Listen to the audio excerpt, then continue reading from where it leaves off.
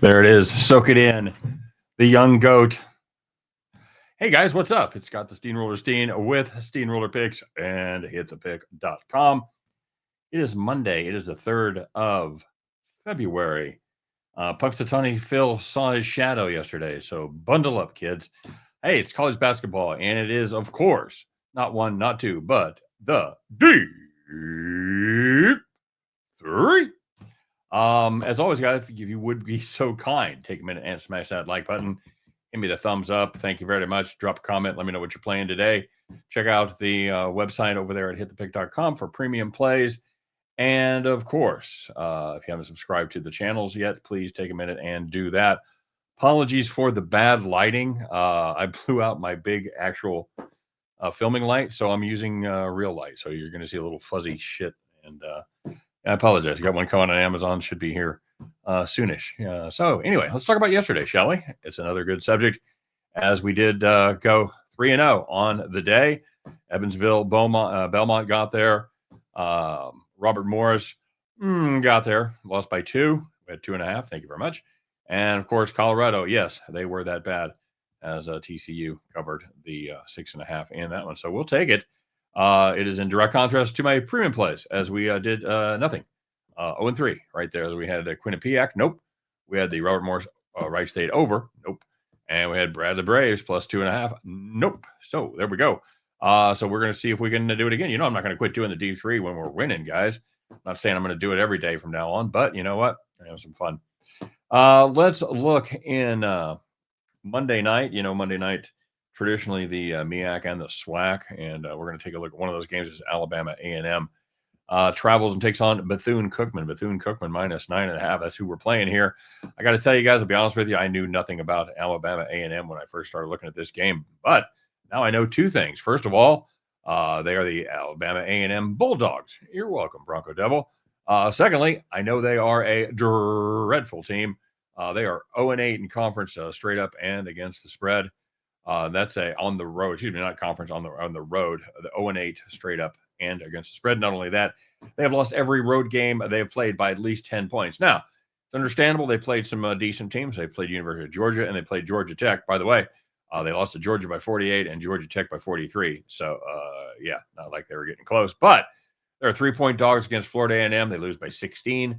7.5-point dog Jackson State. They lose by 10. 3.5 Alcorn State. Lose by 10. I got to tell you guys, I like the Wildcats to cover in this one. It's under 10. That works for me. Give me Bethune-Cookman minus 9.5 over Alabama A&M. Staying in the South, we're going to take a look at Lamar and Southeast Louisiana. Lamar is the road dog here. We're going to ride the road doggies, guys.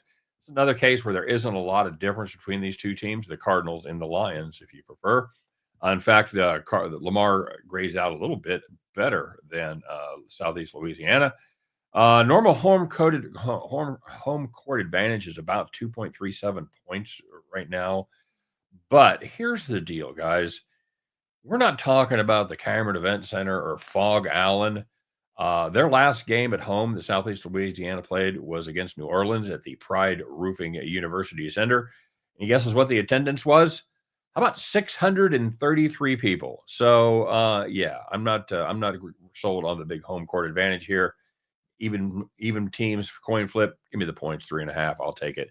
And by the way, they are just 2-3 at home. Maybe when 600 people shows up, that explains that. And finally, you saw the headline. You know the game we're going to get to now, and this is going to be Iowa State and Kansas. This game is going to be at the Fog. Kansas 3-point favorite. Guys, I hate to break it to you.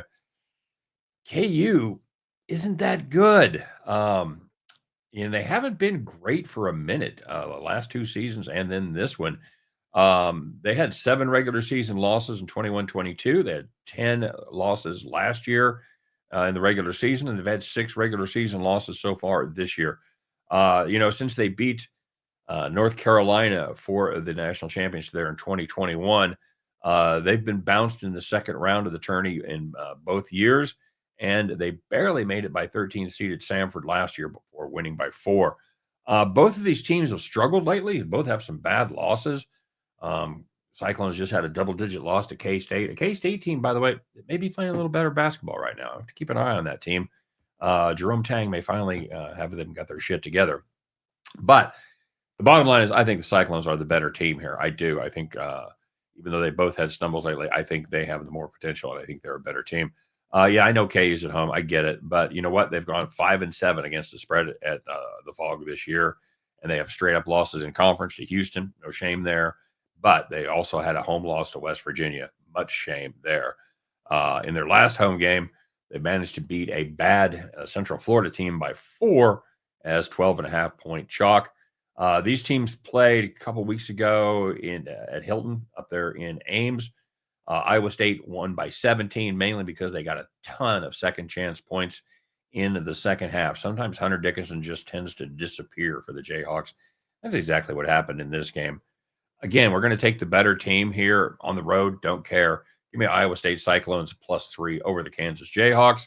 Give me Lamar Cardinals +3.5 over the Southeast Louisiana Lions. And I'll start it off with the Alabama A&M Bulldogs over the Bethune-Cookman Wildcats. Or excuse me, other way around, Bethune-Cookman Wildcats -9.5 over Alabama A&M. Those are your three. At the end of those three games, you guys can join me as we pick up our winning tickets and head back to the window. All right. Apologies for going long, Bill. I know. But I had a lot to say about all these games. So hopefully you guys got some good information.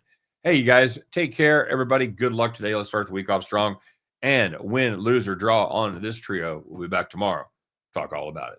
Take care. We'll see you then.